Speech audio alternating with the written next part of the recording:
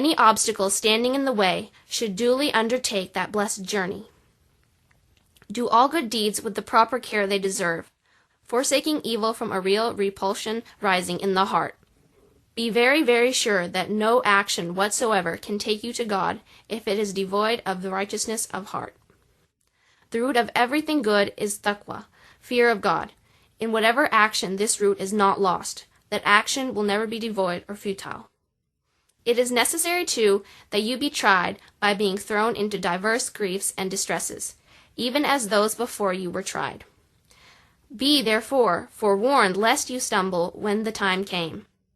The earth, with everything in it, can inflict no injury on you, provided your contract with heaven is firm. Whenever any injury comes to you, it will come only from your own hands.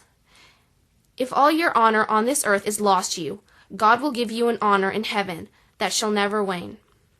Therefore, do not leave him, whatever you may have to go through. You are bound to be persecuted in diverse ways, and many of your hopes will be denied to you. But in such cases you should not grieve, for the Lord your God shall put you through trials, to test whether or not you remain firm. If you desire that the angels in heaven should sing your praises, then take the beating many people shall give you, and rejoice. Hear abuse and give thanks to the Lord. Experience disappointments, but do not break away from him. You are the last people of God. Practice the good to an extent where it reaches its highest perfection. Everyone among you who relaxes and becomes lazy shall be thrown out of the community, as a dirty thing is discarded and thrown out. He shall die with regret in his heart, and he will not be able to injure God in any way. Lo and behold, with great joy I convey to you the glad tidings that your God does indeed really exist. Although all are his creatures, but he selects only those who select him. He himself comes to whosoever goes to him. He bestows honor upon those who honor him. After you have straightened your hearts and purified your tongues and your eyes and ears, you come to him, and he shall accept you. The Holy Prophet is the seal of prophets. In point of belief, all that God desires from you is just this, that you hold that God is one, and that Muhammad, may peace and blessings of Allah be upon him, is his prophet, Khatam al-Anbiya, the greatest of them all. After him there is to be no other prophet except one who shall be given the mantle of Muhammadiyyat as Baruz, since the servant is not separated from his master, nor a branch different from its roots. Be perfectly sure that Jesus, son of Mary, is dead, his grave being in Kashmir, Sarangar, Mohalla, Kanyar. God has spoken of his death in the Holy Quran. It should also be borne in mind that I in no way seek to deny the eminence of Jesus, peace be upon him. Though God has conveyed me that the Muhammadi Messiah stands higher in rank than the Mosaic Messiah, I hold the Messiah, son of Mary, in great respect, since from the spiritual point of view I am the Khatamul Khulafa. In Islam, as Messiah, the son of Mary was the Khatamul Khulafa in the Israelite chain. In the Mosaic dispensation, the son of Mary was the promised Messiah.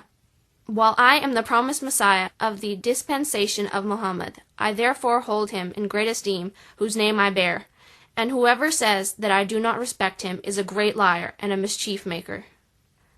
Who belongs to my community and who does not? Having explained all these things, I repeat once more that you must not rest satisfied merely because in outward form you have taken the bath in my hand. The outward form means nothing. God sees what lies inside your hearts, and he would deal with you on the basis of what he sees there. Lo and behold, I herein discharge my duty unto you by making it plain that sin is a poison.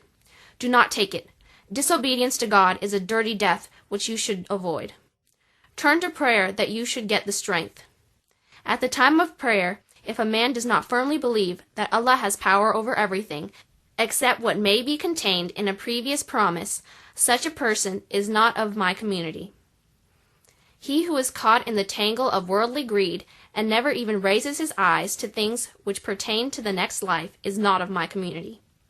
Whosoever does not wholly and completely keep away from every sin and every evil action, like wine, gambling, looking lustfully at women, dishonesty, bribes, and from every kind of illegal gratification, he is not of my community. Whoever is not constantly turning to prayer and does not remember him in absolute humility of spirit, he is not of my community. Whosoever does not give up association with a bad companion, who exercises an unhealthy influence over him, he is not of my community. Whosoever does not respect his parents, whosoever does not render obedience to them in things which do not run counter to the Holy Quran, and whosoever is neglectful in rendering to them the service to which they are undoubtedly entitled, he is not of my community. Whosoever does not live with his wife and her relations with gentleness, goodness, and magnanimity, he is not of my community. Whosoever deprives his neighbor of the very least good in his power, he is not of my community. Whoever has no wish to forgive the faults of those who may have transgressed against him, and desires to nurse malice, he is not of my community. Every man or woman who is dishonest towards his or her spouse is not of my community. Whosoever in any way violates the pledge he took at my hand at the time of Ba'ath is not of my community. Whosoever does not really hold me to be the promised Messiah, he is not of my community. Whosoever is not prepared to obey me in all things known to be good and accepted, he is not of my community. And whosoever, as a habit, sits among those who are hostile towards me, falling into tacit and silent agreement with them, he is not of my community. Every adulterer, debauch, drunkard, murderer, thief, gambler, dishonest person, bribe-taker, usurper, oppressor, tyrant, liar, forger, and associate of these, and whoever brings false accusations and scandal against his brothers and sisters, he is not of my community unless he fully repents of his misdeeds and totally breaks away from bad associates, turning a new leaf.